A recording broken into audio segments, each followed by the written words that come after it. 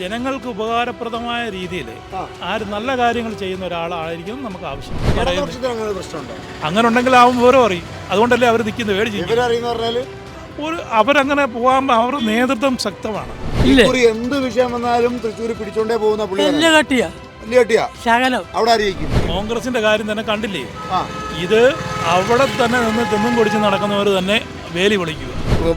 കോൺഗ്രസിന്റെ പതനം കാണാൻ വേണ്ടി നിൽക്കുന്നവരാ, ഇതിന്റെ അകത്ത് നിൽക്കുന്നവരല്ല. കോൺഗ്രസിനകത്തുള്ളവര് കോൺഗ്രസിന്റെ പതനം കാണാൻ വേണ്ടി ഇപ്പൊ കാശ് കിട്ടിയ എല്ലാം പോവും. കള്ളമ്മ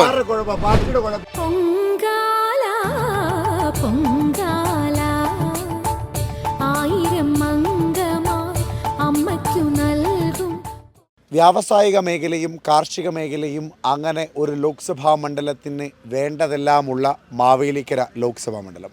ഇവിടെ കഴിഞ്ഞ 3 ടേമിൽ അടുപ്പിച്ച് MP ആയിട്ടുള്ള കൊടിക്കുന്നിൽ സുരേഷ്. എന്നാൽ ഇക്കുറി കാര്യം അത്ര എളുപ്പമല്ല എന്നാണ് ഇടതുപക്ഷക്കാർ പറയുന്നത്. BJPയുടെ A+ മണ്ഡലമാണ് മാവേലിക്കര ലോക്സഭാ മണ്ഡലം. ഇവിടുത്തെ ജനങ്ങൾക്ക് അവരുടെ ഹിതങ്ങൾ, അവർ ആർക്കൊപ്പം നിൽക്കും, അവരുടെ അഭിപ്രായം ആർക്ക് ഹിതമാകുന്നതാണ് എന്ന് കണ്ടറിയാം. നമസ്കാരം ചേട്ടാ, എന്താണ് ചേട്ടൻ്റെ ഒരു ചിന്ത? ആര് ജയിക്കും? മാവേലിക്കര മണ്ഡലത്തിലെ ഈ പ്രാവശ്യം ഇലക്ഷൻ ടൈറ്റ് ആയിരിക്കും.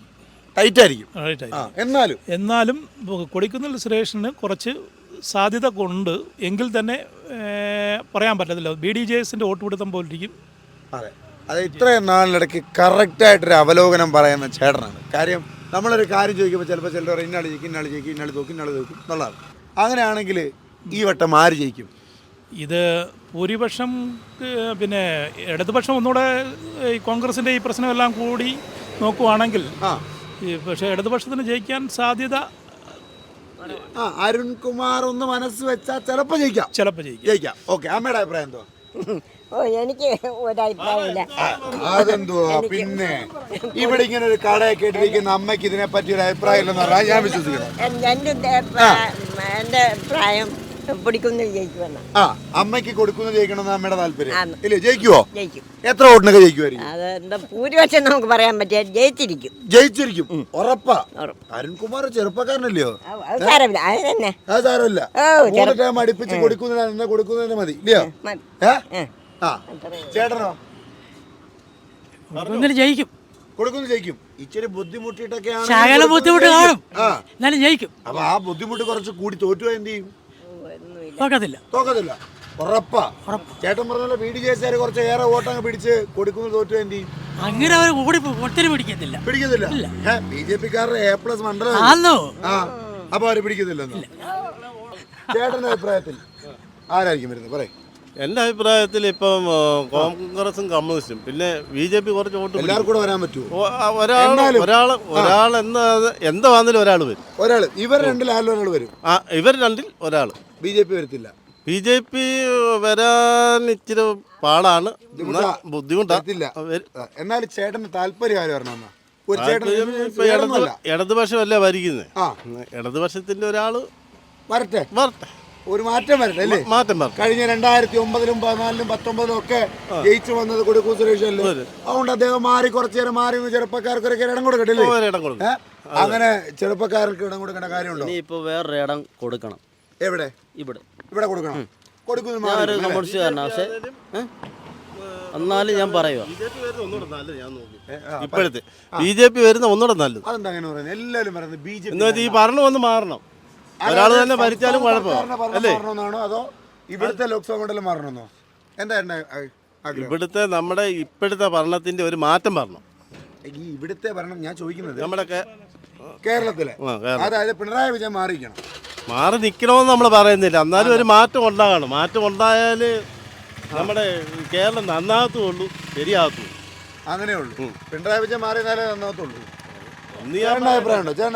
അങ്ങനൊന്നുമില്ല. ഭരിക്കുന്ന ആള് നല്ല രീതിയിൽ ജനങ്ങൾക്ക് ഉപകാരപ്രദമായ രീതിയിൽ ആര് നല്ല കാര്യങ്ങൾ ചെയ്യുന്ന ഒരാളായിരിക്കും നമുക്ക് ആവശ്യം. പിണറായി വിജയൻ അങ്ങനെ നല്ല കാര്യം ചെയ്തിട്ടല്ല. അങ്ങനെ തെറ്റായിട്ടുള്ള കാര്യങ്ങളെന്ന് പറഞ്ഞു കഴിഞ്ഞാൽ ഈ കാണുന്നതെല്ലാം ഒരു രാഷ്ട്രീയ ഇത് മുതലെടുപ്പുകളും മറ്റുള്ള കാര്യങ്ങളും ഇല്ലേ. മറ്റേ വ്യത്യസ്തമായിട്ട് തുറന്നടിച്ച് കാര്യങ്ങൾ പറയുന്ന ആളുടെ ഇപ്പം ഞാൻ തുറന്നടിച്ചൊരു കാര്യം പറയുന്നത് എന്നോട് ശത്രുത ഉണ്ടാവില്ല, സ്വാഭാവികമല്ലേ. അപ്പോൾ അതുകൊണ്ട് അതായത് പിണറായി വിജയൻ തുറന്നടിച്ച് കാര്യങ്ങൾ പറയുന്നതുകൊണ്ടാണ് ശത്രുത എന്നാണോ? അല്ല, അങ്ങനെ ആണെന്ന് പറഞ്ഞാൽ ഇപ്പം ഒത്തിരി ഇപ്പം എല്ലാവരെയും ഇപ്പം ശരിയാക്കാനപ്പോൾ ഇല്ല. ഈ ഞാനൊരു കാര്യം ചോദിക്കട്ടെ, ഈ പെൻഷൻ കൊടുക്കാത്തത് അല്ലെങ്കിൽ അങ്ങനെയുള്ള ഒരുപാട് ആരോപണങ്ങൾ, മകളുടെ എതിരെയുള്ള ആരോപണങ്ങൾ, അപ്പോൾ അതിലൊക്കെ വാസ്തവമുണ്ടോ അല്ലെങ്കിൽ അത് ശരിയാണോ? ഈ കുടിശ്ശികിടുന്നത് ശരിയാണോ? അതൊക്കെ ഈ തവണത്തെ തെരഞ്ഞെടുപ്പിൽ ബാധിക്കില്ല? എന്താ ചേട്ടൻ്റെ അഭിപ്രായം? ഇപ്പം ഈ രാഷ്ട്രീയപരമായിട്ട് ഏത് കേസുണ്ടായാലും പിന്നെ എല്ലാ കേസുകളും ലാസ്റ്റ് ഉള്ളി ഒളിച്ച പോലെ മനുഷ്യനെ കളിപ്പിക്കുന്നില്ലേ. ലാസ്റ്റ് വരുമ്പോൾ കോടതി വരുമ്പോഴാണ് ഇവിടെ പോകുന്നത്. ചുമ്മാ രാഷ്ട്രീയത്തിന് ചുമ്മാ അങ്ങോട്ട് ചെന്ന് പറയുന്ന കാര്യങ്ങൾ. മാത്തിക്കൊടുന്നാണ് കുറച്ച് കാര്യമായ തെളിവുകളൊക്കെ നേരത്തെ പറഞ്ഞത്. ആ തെളിവുകൾ ആരും നടത്തിയാലും എത്ര തെളിവുകൾ നടത്തിയിട്ടെങ്കിലും എന്തെങ്കിലും കാര്യങ്ങൾ ചെയ്യാൻ പറ്റുമോ? അതായത് ഇരട്ടച്ചങ്ങനെ പിണറായിയുടെ ദേഹത്ത് പോലും തൊടാൻ കഴിയുന്ന പവറൊന്നും അതിലില്ലെന്നാണോ? അതാ പറഞ്ഞ ഈ രാഷ്ട്രീയത്തിൽ ഈ പറയുന്ന കാര്യങ്ങളൊന്നും ആൾക്കാരെ പൊടിയിടാൻ രാവിലെ മുതൽ വൈകുന്നേരം വരെ ടി വിയുടെ മുമ്പിൽ ഇരുന്നിട്ട് ആൾക്കാരെ അങ്ങോട്ടും ഇങ്ങോട്ടും അല്ലെന്ന് ഞങ്ങൾ കാണുന്ന ഞങ്ങൾ ഇതൊക്കെ സാധിക്കുകയല്ലേ. അതൊന്നും യാതൊരു കാരണവുമില്ല. ഇല്ല, ഞങ്ങൾ കുറെ മാധ്യമപ്രവർത്തകർ അതിന്റെ പുറകെ ഓടുന്നു, നിങ്ങളത് കാണുന്നില്ല. നിങ്ങളുടെ ജോലിയല്ലേ നിങ്ങൾ ചെയ്യുന്നത്. അപ്പൊ അല്ല, അതേ ഇതിൽ നടക്കുന്നുള്ളൂ. അത്രയുള്ള ആ ജോലി മാത്രമേ നടക്കുന്നുള്ളൂ. ഒന്നും പുറത്തു വരുന്നില്ല. ഈ പറയുന്ന രാഷ്ട്രീയം എന്ന് പറയുന്നത് തന്നെ അങ്ങോട്ടും ഇങ്ങോട്ടും ഒരുത്തിനെ കൂടെ വയ്ക്കുന്നത് തന്നെ ചതിക്കുന്ന കാര്യങ്ങളല്ലേ. പിന്നെ സത്യസന്ധമായ ആരെന്ത് ചെയ്താലും അവന് പേരുദോഷം ഉണ്ടാകും. അങ്ങനെ സത്യസന്ധമായി എന്തെങ്കിലും ചെയ്തിട്ട് പേരുദോഷം എന്ന് പറഞ്ഞ നേതാവിന്റെ പേര് പറയും. അങ്ങനെ ഞാൻ പേരൊന്നും പറയാനോ, എല്ലാവർക്കും അങ്ങനെ തന്നെ. ശരി ശരി, ചേട്ടൻ്റെ അഭിപ്രായം എന്താ പറയും? എങ്ങനെ എന്തോ ചോദ്യം? ആര് ലോക്സഭാ തെരഞ്ഞെടുപ്പിൽ? സിമ്പിൾ ചോദ്യം, ആര് വരും ഇക്കുറി? ഇക്കുറി ഒരു മാറ്റം അനിവാര്യമല്ലേ? അനിവാര്യമാണ്. അത് മാറ്റം വേണം. മാവേലിക്കര മണ്ഡലത്തിൽ മാറണം. കഴിഞ്ഞ 3 തവണ വിചാരിച്ചിട്ടും മാറുന്നില്ല. കാരണം അത് തന്നെയല്ല, ഇവിടെ അല്ലേ മാവേലിക്കര അല്ലേ 3 പ്രാവശ്യമായിട്ട്. അതിന് മുമ്പ് അടൂർ നിന്ന് 3 പ്രാവശ്യം അവിടെയും ജയിച്ചതല്ലേ അല്ലേ? അങ്ങനെ 7 പ്രാവശ്യത്തോളം ജയിച്ച് നിൽക്കുന്ന ഒരാൾ പ്രാവശ്യം ഒന്ന് മാറി കൊടുക്കുന്നതാണ്, മാറ്റി നിർത്തുന്നതാണ്. അദ്ദേഹം മാറാൻ ശ്രമിച്ചിട്ട് പാർട്ടി സമ്മതിക്കാത്തതല്ലേ? അങ്ങനെ ആണ്ട് വരുന്നാണ്. അപ്പം ഞാൻ ചോദിച്ചപ്പോൾ കൊടുക്കുന്നതിനല്ലാതെ വിദ്യാഭ്യാസമുള്ള ആരുമില്ല ഈ കോൺഗ്രസ്സിൽ. വിദ്യാഭ്യാസത്തിന് അപ്പുറത്തേക്ക് ആളുകളെ, ജനങ്ങൾക്ക് അദ്ദേഹത്തെ കാര്യമായി അറിയാമെന്നാണ് കോൺഗ്രസ്സുകാർ പറയുന്നത്. അവർ തന്നെ പറയുന്നുണ്ടല്ലോ ഇതെന്താണെന്ന്. മറ്റു ചെറുപ്പക്കാരിലൊന്നും അവർ തന്നെ ചോദിക്കുന്നുണ്ടല്ലോ. ആരും ചോദിക്കുന്നത്? കോൺഗ്രസ്സുകാർ തന്നെ ചോദിക്കുന്നുണ്ടല്ലോ. കോൺഗ്രസ് പാർട്ടിയാണ് പുള്ളിക്ക് നിൽക്കേണ്ടതെന്നാണ് പുള്ളി പറഞ്ഞത്. അവരുടെ അണികൾ തന്നെ ചോദിക്കുന്നുണ്ടല്ലോ. അദ്ദേഹം ഒന്ന് മറ്റുള്ളിടത്ത് ആന്റോ ആന്റണിയെ കുറിച്ച് എന്തോല്ല പറയുന്നത്? പത്തനംതിട്ട ആന്റോ ആന്റണി പത്തനംതിട്ട ജയിക്കുമോ? ഇല്ല, ജയിക്കത്തില്ല. അപ്പോൾ ആന്റോ ആന്റണിയെ പറ്റി എന്താ ചേട്ടൻ്റെ അഭിപ്രായം? ഒന്നും ചെയ്തിട്ടില്ല, 10 വർഷമായിട്ട് ഒന്നും ചെയ്തിട്ടില്ല. ഞാൻ എൻ്റെ മണ്ഡലം ആറന്മുള. ഞാൻ അപ്പോൾ അവിടെ ആര് ജയിക്കും? അവിടെ ഐസക് ജയിക്കും. തോമസ് ഐസക് ജയിക്കും. അതായത് മണ്ഡല രൂപീകരണം മുതൽ MP ആയിട്ടിരിക്കുന്ന ആന്റോ ആന്റണി തോറ്റ് അവിടെ തോമസ് ഐസക് ജയിക്കും. തീർച്ചയായിട്ടും ജയിക്കും. ചേട്ടന് അഭിപ്രായം ഉണ്ടോ? ഇവിടെ ആറന്മുളയല്ലോ.